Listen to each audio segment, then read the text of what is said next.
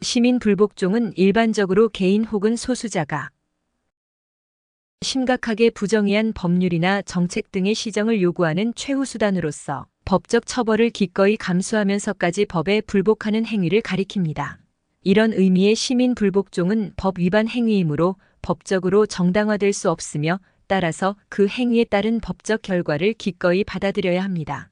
하지만 불복종 행위자에게는 불복하는 그 법이 심각하게 부정의한 법이라는 점에서 과연 그러한 위법한 혹은 위법하다고 생각하는 법을 위반한 행위를 처벌하는 것이 정당화될 수 있는지를 두고 논란이 있어 왔습니다. 가령 비무장 비폭력 운동의 선구자인 인도의 마하트마 간디는 법에 대한 존중이 시민 불복종을 실천하기 위한 전제 조건이라고 말하면서도 법을 절대적으로 준수해야 한다고 보지는 않았습니다. 간디는 이렇게 말합니다. 누구나 시민의 불복종을 실천할 수 있는 자격을 가지려면 먼저 국가의 모든 법을 자진해서 존중하여 지키지 않으면 안 된다. 이와 같이 사회의 모든 법을 성실히 지키고 난 후에야 사람은 누구나 어떤 특정한 법은 선하고 옳으며 어떤 것은 부당하고 사악한 것이라고 능히 판단할 수 있게 되는 것이다. 오직 그런 다음에야 어떤 특정한 법에 대해 명확한 조건 하에서 시민 불복종을 할 수 있는 권리가 그에게 부여된다. 그러면 논란이 될 수 있는 이 명확한 조건이란 어떤 것일까요? 만일 그 대상이 악법일 경우에 그것을 다수자가 인식할 때와 소수자가 인식할 때도 시민 불복종의 필요성이나 정당성은 달리 평가될 것입니다. 오늘은 이에 대해서 살펴보려고 합니다. 미국의 정치 철학자이자 자유주의적 평등주의자인 롤스가 말하는 시민 불복종은 입헌민주주의의 정의로운 헌법적 정의관에 기초하기 있기 때문에 적지 않은 비판을 받기도 합니다. 롤스는 시민 불복종을 다음과 같이 정의합니다. 시민 불복종은 불의한 법으로 인해 기본권을 침해당한 소수자가 정치 권력을 쥐고 있는 다수자에게 자신의 의사를 관철시키기 위해서 하는 신중하고 공개적이며 비폭력적인 정치적 행위, 즉 소수자의 굴종이나 반항을 일으키는 부정의를 바로잡기 위해서 소수자가 청원의 형식으로 정치적 의사를 표현하는 행위입니다. 달리 말하면 시민 불복종은 단순한 양심적 거부에 머무는 것이 아니라 정의로운 헌법적 정의관에 비추어 헌법이 보장하는 기본권을 다수자가 오래도록 끈질기고 의도적으로 위반함으로써 소수자의 기본적인 평등한 자유가 침해받는 경우에 다수자의 정의감에 호소하여 그들로 하여금 소수자의 합당한 요구를 인정하도록 숙고하게 만들어 이를 시정케 하려는 공개적인 정치적 행위입니다. 요약하면 시민 불복종은 소수자가 가능한 합법적 방법들을 시도해도 더 이상 소용이 없을 경우에 최후의 수단으로 공개적이고 비폭력적인 방식으로 법을 준수하지 않는 행위를 이릅니다. 롤스는 시민 불복종이 시민의 기본적 자유를 보다 더 확고하게 해주며 따라서 정의로운 제도를 유지, 강화하는 역할을 한다고 믿고 있습니다. 이 점에서 보면 롤스의 시민 불복종은 기본권, 즉 평등한 자유가 침해받는 경우로 제한되고 있습니다. 그런데 이 경우의 문제는 이 평등한 자유의 침해는 법률적 관점에서 보면 상당히 광범위하면서 추상적이어서 그 경계를 정하는 것이 쉽지 않다는 데 있습니다. 반대로 명백한 악법의 경우에는 다수자들도 쉽게 분별할 수 있을 것이기 때문에 소수자의 불복종 행위가 불필요할 가능성이 큽니다. 롤스식의 시민 불복종 이론은 보다 나은 정의 사회를 실현하기 위해서 미래의 협력을 해치지 않는 평화로운 수단을 통해 부정의한 법을 시정할 수 있는 대안을 제시하고 있다고 평가할 수 있지만 다른 한편으로 그가 주장하는 공정으로서의 정의관에 부합하는 실천적 정합성을 보장하려는 도덕적 요구에 지나지 않는다고 볼 수도 있습니다. 즉 롤스의 시민 불복종은 그의 입헌민주주의 체계와 공정으로서의 정의관에 비추어 이론적으로는 타당할지 몰라도 현실적으로 그 목적을 달성하기에는 한계가 있다는 것입니다.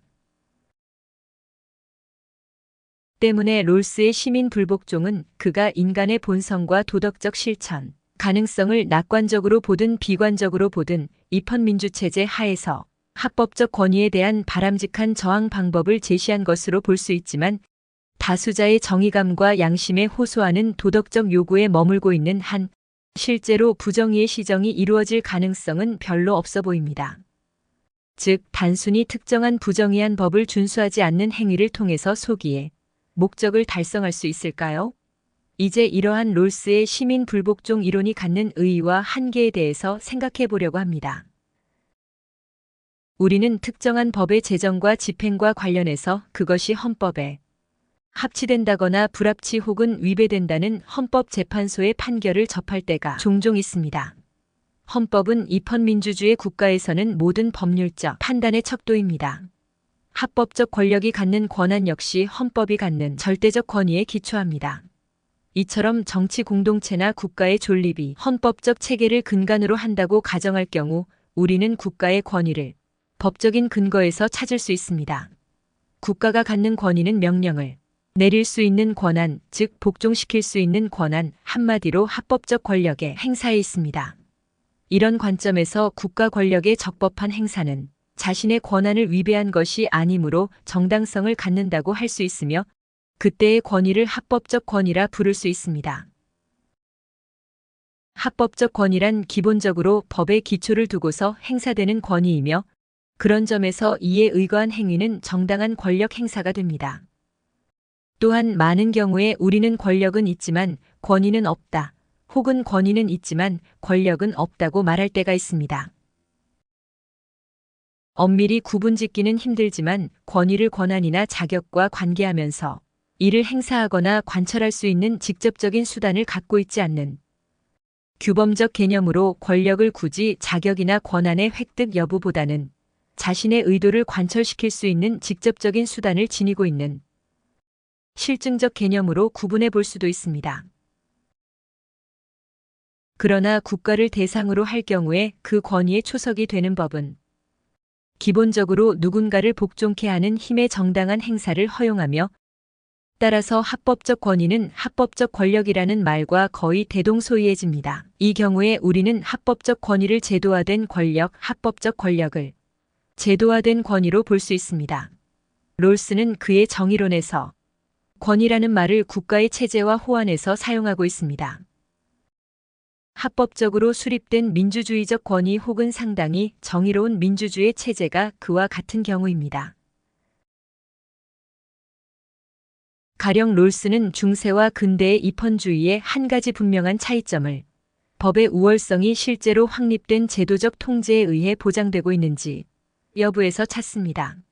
롤스에 따르면 중세는 근대 입헌 정부의 기본 이론, 즉 최종적인 권위를 가진 주권자로서의 국민과 선거나 의회 및 다른 입헌적 형태를 통한 권위의 법제화를 결여하고 있는 반면에 근대의 입헌적 제도들이 이러한 중세적인 것을 기초로 해서 이를 보완하는 방식으로 건립된 것과 마찬가지로 입헌 민주주의가 완전한 것이 아닌 한 그것이 가진 법적인 관점을 보충할 필요가 있는데 이러한 역할을 담당하고 있는 것이 롤스가 말하는 시민 불복종 이론입니다.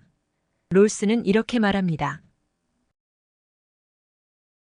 시민 불복종 이론은 법에 분명히 반하는 것이긴 하지만 법의 충실성을 나타내며 민주체제의 기본적인 정치적 원리들에 호소하는 방식으로 합법적인 민주주의적 권위에 반대할 수 있는 근거를 정식화하려는 것이다. 이처럼 롤스는 민주주의 국가체제의 권위를 합법성에 두면서 동시에 시민 불복종이라는 의사표현 수단을 통해서 국가가 갖는 합법적 권위에 도전하는 행위를 허용합니다. 그런데 롤스에게 시민 불복종은 법에 기초하여 시민에게 명령을 내리는 국가의 합법적 권위를 인정하는 자에 의해서 이루어지는 의도적 행위입니다. 시민 불복종에 관한 롤스의 정당화 논리는 기본적으로 입헌민주제, 즉 합법적으로 수립된 민주주의 체제를 전제하여 이루어집니다. 롤스는 그의 정의론에서 정의 국가에 가장 적합한 체제가 입헌민주주의임을 입증하려고 했습니다. 실제로 소위 공정으로서의 정의로 대변되는 롤스의 정의론의 근본 목적은 입헌민주주의의 철학적 정초와 정당화에 있다고 할 수 있습니다. 롤스는 우선 한 사회에서 부정의가 생겨날 수 있는 두 가지 방식을 가정하는데 하나는 현행 체제가 어느 정도 정의롭다고 공적으로 받아들여진 기준으로부터 여러 가지 정도로 벗어난 경우이며 다른 하나는 그러한 체제가 사회의 정의관이나 지배계층의 입장에 부합되기는 하지만 그러한 입장 자체가 부당하거나 많은 경우에 있어서 분명히 부정의한 것일 수도 있는 경우입니다. 이 상호 대조를 이루는 두 가지 방식에서 롤스는 전자의 경우 완벽한 국가나 그 자체로 이미 부정의한 국가도 아닌 어느 정도 정의의 원칙들을 만족시키는 강력한 입헌 체제가 존재하는 거의 정의로운 사회를 가정하여 이 문제에 접근하고 있습니다. 하지만 우리가 시민 불복종이 허용될 수 있는 가능한 조건과 지점을 분명하게 정하고자 할 때 롤스의 이에 대한 설명은 극히 간략하게 서술되고 있기 때문에 거의 정의로운이라는 한정은 그리 명확하지가 않습니다. 비록 모든 경우에 시민 불복종이 허용될 수 없다는 것은 분명하며 또 나치 독일이나 극히 이상적인 정의 사회를 일단 그 대상에서 제외하기는 쉽지만 그 밖에 있을 수 있는 가능한 중간 지대들 중 어느쯤에서 그 지점을 찾아야 하는지는 그리 용이하지 않습니다. 우선 롤스 자신이 거의 정의로운 사회를 상당한 정도의 정의감에 의해 규제되고 있는 사회로 정의하고 있듯이 거의 정의롭다는 표현은 상당히 특수한 경우에만 한정해서 시민 불복종이 허용될 수 있는 것을 뜻합니다. 그런데 이 거의 정의로운이 심각한 부정의와 짝을 이루게 되면 어려움은 가중됩니다. 롤스의 의도를 쫓아가 보면 시민 불복종은 거의 정의로운 사회에서 일어나고 있는 심각한 부정에 이를테면 정의의 제1원칙에 대한 위배와 같은 경우에 한정됩니다. 이런 점을 고려하면 롤스가 말하는 거의 정의로운 사회란 해당 구성원들의 존경을 받고 있는 지배적인 집단에 의한 공정한 대우, 상호 협력, 정의감이 실행되는 사회, 혹은 정의가 다수의 영향력을 행사하는 집단과 관련해서 널리 실행되고 있지만 소수에 소외되고 억압받는 집단에 대해서는 정의가 아주 적게 실행되고 있는 사회, 즉 한마디로 불연속적인 정의로운 사회, 즉 아주 가끔씩 부정의가 실행되고 있는 사회라고 할 수 있습니다. 하지만 만일 우리가 살고 있는 사회가 그런 사회라면 시민 불복종 행위는 매우 설득력 있게 부정의에 저항하고 항거하는 수단이 될 수 있겠지만 그렇지 못한 사회에서는 소기의 목적을 달성하기 어려울 것입니다. 정치적 양극화의 늪에 빠져 있으며 게다가 입법, 사법, 행정, 언론 등의 권력들이 아직은 헌법의 가치에 부합하는 공정하고 합당한 합법적 권위를 갖는다고 보기 어려운 우리의 현실에 비추어 보면 롤스의 시민 불복종 이론은 매우 비현실적인 이상론에 그치고 말 공산이 큽니다. 이어서 존 롤스와 시민 불복종 제2편으로 이어집니다.